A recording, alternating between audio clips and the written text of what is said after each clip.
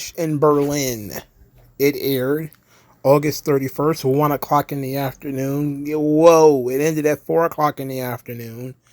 So we got some matches in the middle of all those commercials. So let's talk about the show, because it was a show. It was a good show. 3 good matches on the show. And still, I was kind of tired at the end because of how slow that main event was. But we'll get there. Matter of fact, let's start right there while we're on the subject. But we also want to talk about the scrum, because Cody Rhodes is asked about Janelle Grant again. And Jade Cargill she's tired of talking about AEW. So we're going to address those things as well later in the show. But we start with Randy Orton versus Gunther for the World Heavyweight Championship. Gunther wins with a sleeper hold. This match, it was good, but the crowd was mostly entertaining themselves. They weren't really responding to the match. That's always been my issue with these very rowdy crowds, as that is, they get so rowdy and they're excited just to be there. They're not responding to the action, because most of the time, especially in the early part of this match, there was no action. Nothing was happening. They were just kind of walking around, touch a little bit, walk around. And the crowd was like, "We're not worthy. Sing a random song in German." A bunch of other stuff going on, right? And I was like, well, I guess we're on for a long night. Now, this match was longer than it probably should have been, but that's mostly because they were really stretching out everything. Randy Orton doesn't do a lot. This is why a lot of AEW fans don't really like him, because he doesn't do a lot. He's not about to leave his feet, not only to do his superplex. That's the only time he's leaving his feet. But he tries to do things that make sense. And this match was a story of Orton targeting Gunther's arm, and the referee saying, I'm going to let some things go, which I'm not in favor of because it's kind of cheap. So the referee's like, oh, well, I'm going to let him do illegal stuff, like stay outside of the ring forever and, low blows and stuff. It's like, I don't know, man. Anyway, Gunther wins with the sleeper hold. Not my favorite finish. Did not like the finish. Didn't like it. Randy Orton was choked out. Okay, fine. But I didn't like the finish. I don't like that Gunther doesn't have a finishing move. To me, Roddy Piper is a guy who doesn't have a finishing move. And even when he started using the sleeper kind of as a finish, it was used, I guess, in a more exciting way than when Gunther was doing it. I think he needs a high impact move. I know he has like the Last Symphony or something like that. That probably would be a better finisher. But they insisted on doing the sleeper here and choking Randy out, quote unquote. I didn't like it. For starters, I think it went against the story they were telling, because he's supposed to have an injured arm. So how is he choking out somebody with the neck like Randy Orton? Like, that's just, I know he did the elbows and stuff like that too, which, adds an element of realism to it. But I didn't, MMA realism to it. But I still didn't like it. I didn't like the finish. So the match was good. I don't know if it would be a 5-star match or anything like that. Gunther is one of the best wrestlers in the world. It's just a shame that in trying to, diversify his moveset, that he doesn't have a regular finish. When you don't have a regular finisher, it's hard for people to pop on the finish. I think people are happy that Gunther won because this is as close to his home country as you're going to get. But I think people would have been more excited if he had a finisher that they could pop on. Also, him kicking out of the RKO was interesting. Very interesting. The post-match, after the match, Gunther offered his hand to Randy, and Randy shook it. And that was it. There was no yoink into the RKO, which is what I expected. There was no shenanigans with Ludwig Kaiser after the match or even during the match. It was definitively, we put Gunther over. That's that. So I'm guessing Randy's going back to SmackDown. Is that what we're doing now? Is that, Kevin Owens is just a placeholder until they got Gunther through Berlin, and now it's time to go back? Because it doesn't look like there's anything else for Randy to do. He didn't really mix it up with anybody else on Raw. So I don't know if he's going to stay. and Gunther. Now what? You know, like what is his position now? What is his spot now on the roster? I guess we just sit back and we wait. The next match, Damian Priest versus Rhea Ripley versus Dominic Mysterio and Liv Morgan. A fun match that was essentially, I don't want to say a squash match because that would be incorrect, but it was never at any point that we thought that Dominic Mysterio and Liv Morgan could win. Part of this is because Liv Morgan is so tiny, and Dominic Mysterio is always booked to be a weak weasel. And I'm not saying those things should have changed for this. Actually, that is the appropriate booking. I liked that, Rhea Ripley finally got her hands on Dominic, which was good. She gave him a headbutt. She choked him with her legs. That was good. Liv Morgan did some kind of flipping thing to Rhea Ripley, and I was like, oof. But it was trying to watch Rhea make Liv's offense legitimate. That I just kept saying to myself, Liv needs somebody with her. She needs somebody bigger. Like, Liv is so tiny that a good maybe 40% of the roster is bigger than her. The other 40% are about her size. And she's not going to wrestle like Zelina Vega and, Alexa Bliss, for her entire title run. So she needs somebody big with her. Somebody who can, distract and actually cause damage to Rhea Ripley. And that is believable with Rhea Ripley. I nominate Izzy Dame in NXT. She's a young lady. She's very green. She's not doing anything of notes down there, but she's got size. And as long as she could do something like throw a clothesline or push Rhea Ripley into a ring post, she can get her sea legs under her at house shows and stuff like that. I strongly suggest that somebody of size works with Liv Morgan. She is entirely too tiny. Now, she is great as an annoying heel, with the eye rakes and, sneaking up behind Rhea, that sort of stuff. She's really good with that. And Dominic is good with that stuff too. But you got two of them playing essentially the same roles as they kind of run around in circles trying to annoy the Terror Twins more than anything. But the match was fun. I didn't hate it. The rest of Judgment Day comes out. They buzz around a little bit and get in the business of this match. Even though the match was going on for a while before Judgment Day showed up. And Damian Priest got a pretty good pop for being able to fight everybody off by himself and all the guys. So it turns out that it was a solid match. Can't complain about it. It was fun. I was surprised to see Rhea pin Liv. I thought they'd have saved that, but it's fine. And the feud is going to continue because it ain't over. And everybody knows it ain't over. All right. Next was the strap match. CM Punk versus Drew McIntyre, which was, to me, probably the match of the night. The lights on the ring posts made it look like a game show. Like, dun, dun, dun, dun, dun, dun, dun, dun, and it's like, boing, the lights coming on, the lights go off. Also, it seemed pretty random when the lights turned off. It should be like regular intervals, like you have to touch each corner in succession, but you got like 5 seconds before the light goes out. That way you can build some tension. But I would rather you not have the corner touching. I don't like corner touching strap matches. Those are not my favorite.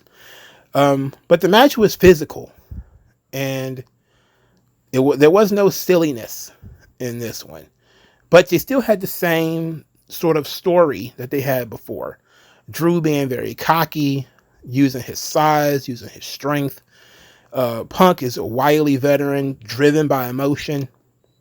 You had a couple of times where Punk had an opportunity to win, but he instead decided to just continue beating on Drew. He even paused near the end to take his bracelet back before he won the match. I like the finish, though. They didn't do the corny, each person touches one of the corners and then they tussle over the last touch. They did that earlier in the night, which I thought had good tension. But at the end, it was a convincing victory for CM Punk with him doing the GTS to keep McIntyre down So it was like 5 GTSs total in the match, but 3 near the end to make sure Drew couldn't respond, and CM Punk wins the strap match. I like this. I thought it was great. I still think McIntyre needs to take the bracelet and break it. I do think he needs to break it. But this was very, very solid. CM Punk actually did a sharpshooter in this match too, which was shockingly not bad. Usually the sharpshooter looks terrible every time somebody else does it, but it was actually not terrible here. You know, it was pretty good. This is CM Punk's first WWE victory in 10.5 years, which is crazy. That's crazy. But then again, when you realize he's been back since November of last year, and this is only his second or third televised match. He was in the Royal Rumble. So it's his third televised match. And he spent all that time injured. You know, it's not that much of a surprise. But I hope this thing isn't over. I want to get one more. I want these guys in that Hell in a Cell and Bad Blood in Atlanta. I really want that. And I think taking this thing to the next level is, you know, breaking that bracelet.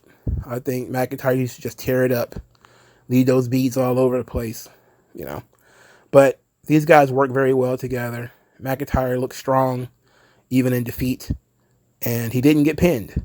So now we have the impetus to get CM Punk to make him pin him or make him submit, which I think that's what we want.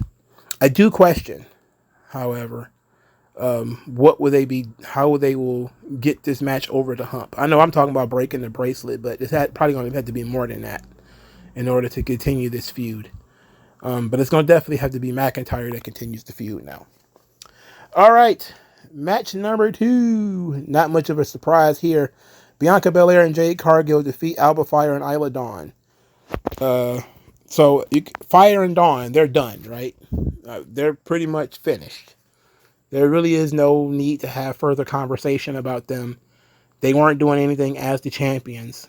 They're certainly not going to do anything solo, because if they were going to do anything solo, they would have did something as a tag team.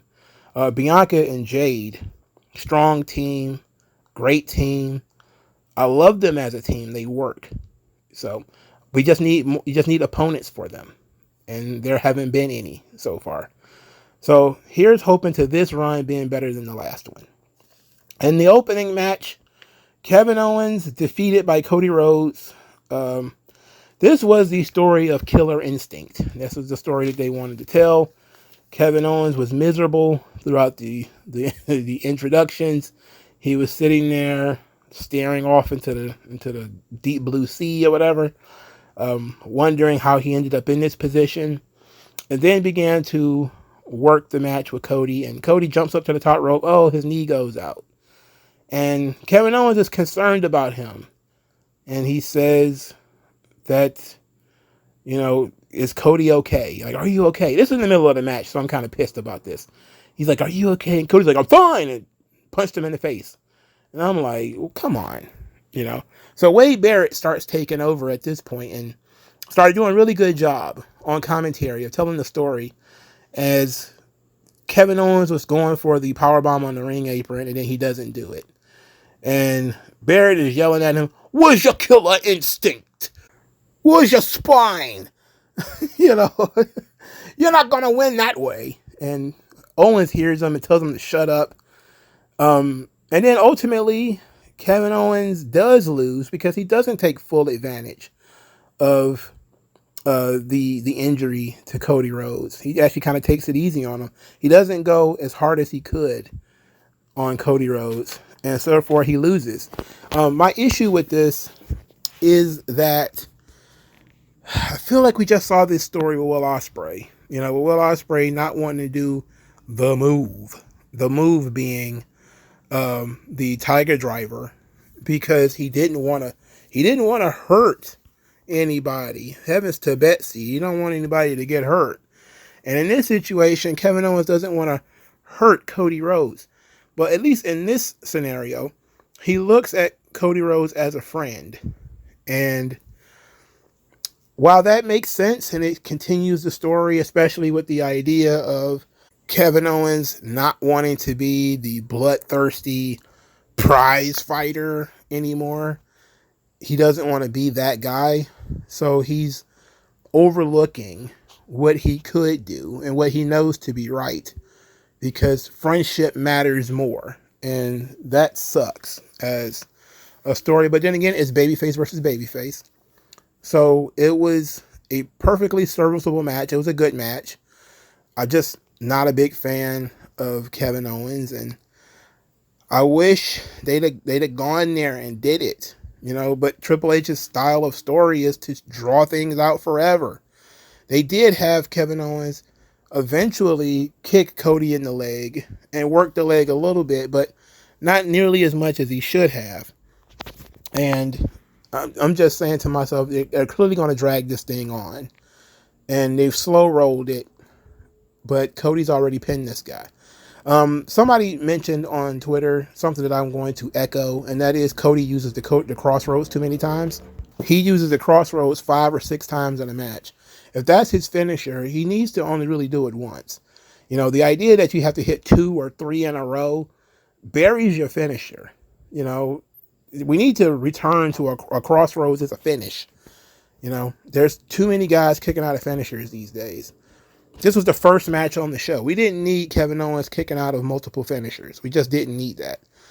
This Kevin Owens should have lost to one crossroads. That's it. One crossroads, put it over, end of story. The idea that you needed 4 or 5 to beat him is pretty nonsensical. So, all in all, 3 of the 5 matches were really good. 4 of the 5 are good. None of them were bad, as much as I just really didn't care for the women's tag team title match, because to me it was a foregone conclusion who would win the match. So I didn't find myself invested in it. So let's get into the scrum now, because Cody Rhodes was asked about the roster's silence on the Janelle Grant lawsuit. And he basically responded by saying that they don't, most people, he can only speak for himself really, but they don't have enough information really to make any kind of comments, which I think is a fair response, but most people don't like that. What they want is negativity, constant negativity. They want headlines. They want something they can print. They want people talking about, they want everybody to act like Ronda Rousey, who is a Karen.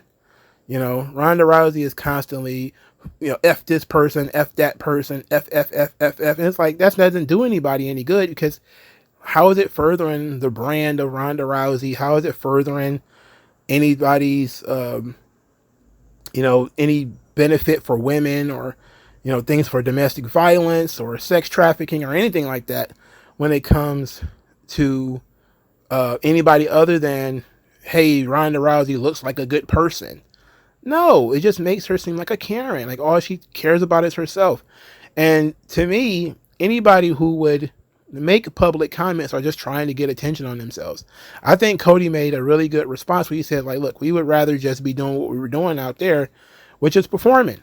We're performers. Ultimately, we're finding out information just as everybody else is, and we're trying to make the most of it. I think it was a fair answer to a question that probably should never have been asked. And to be quite honest, it's a small subsection of the wrestling media that is obsessed with this Janelle Grant lawsuit and this Vince McMahon documentary and things of this sort. And they constantly want to talk about it, and they constantly want other people talking about it. And it's like, just use your platform to talk about it constantly. What can Cody Rhodes tell you about something that happened when he wasn't there? What can he tell you outside of just mirroring what you say? Oh, I think Vince McMahon's a terrible person. Yes, I think Vince McMahon's a terrible person. I think Vince McMahon is a cold-blooded rapist. Yes, absolutely, he's a cold-blooded rapist. I think Vince McMahon eats babies on his way to work every day. Yes, absolutely. I've seen him dip them in barbecue sauce. I've seen it. It's the worst thing in the world. He's a super devil. I 100% agree. It's like, unless he's going to do that, he has no more information than you have. It's not like he got a secret email or something like that filled with all this information. He doesn't know anything. None of these people know anything. And it's not like Triple H is there. Triple H wasn't there because his daughter was starting college and he wanted to make sure she went off well, which is very good parenting. I had no problem with that. The second question that occurred at the scrum is one that I smiled at, because once again, these dweebs over in Germany decided to ask Jade Cargill about AEW, and she said she's tired of answering questions about AEW. And you know what? By God, she's right to say that. Because what is there to say? Like she said, it seemed like every interview she's discussing AEW, and they're trying, again, the purpose of wrestling media is not to get information. It is to get headlines.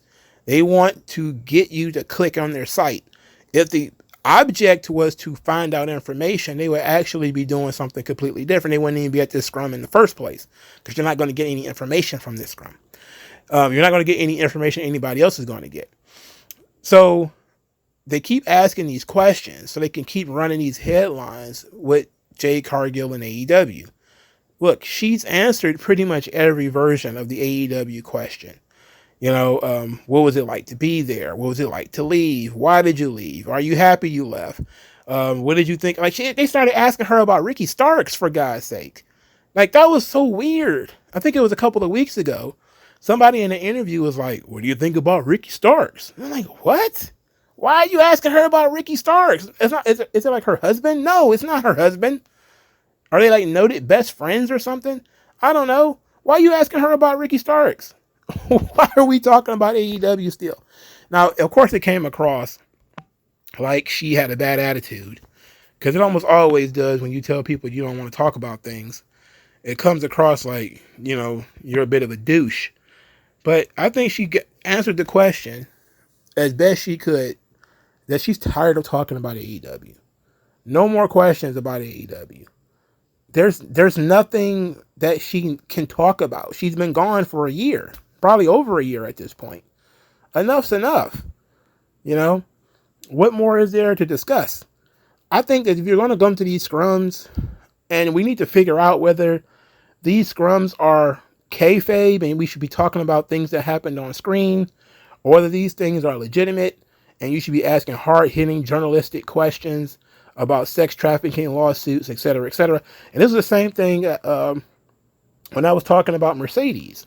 It's like certain people were like, it's not a fair question to talk about her very public divorce that she's already talked about publicly. It's like you're asking her about her business. In this situation, you're asking Cody about Vince McMahon's business. You're asking Jade Cargill about AEW's business. She doesn't work there, and Cody Rhodes was not here in AEW, in WWE rather, when all this stuff with Janelle Grant was going on. Now, he did mention that he might watch the documentary, which we know he will watch. They all will. You'd be an idiot not to. The entire wrestling world, everybody with a heartbeat that even watched 10 minutes of wrestling, is going to watch this documentary, if for nothing else but to critique it and complain about it. And so they better just get ready to answer the questions now. Just get ready for the questions now. So the scrum was mostly uneventful, outside of people asking Cody about Janelle Grant and pissing off Jade Cargill, making her roll her eyes at AEW questions, which, that Janelle Grant question, there's a time and place for it. The AEW question, there really is no time and place for it, because she's so far removed from it. But I know that's how these wrestling journalists think. They still ask Swerve about WWE. It's like, come on, man. At some point, you got to move on. At some point, you got to move on. You got to leave. I understand addressing it maybe a couple of times or some unique questions about it, but for the most part, man, at some point you got to leave. Like, I don't understand why they're still asking Mercedes. She's been gone for 2 or 3 years. It makes no sense to me, but what do I know? So the show overall was a solid, I would say B- pay-per-view. There was nothing bad about it, but there were no real developments. Nothing happened on the show that make you need to watch Monday Night Raw or need to watch SmackDown. Apparently they're teasing CM Punk versus Gunther. They're going to tease that match, even though Drew is not going to let that match happen. And they're teasing Solo Sikoa and Cody. So good luck with all of that. Doesn't matter.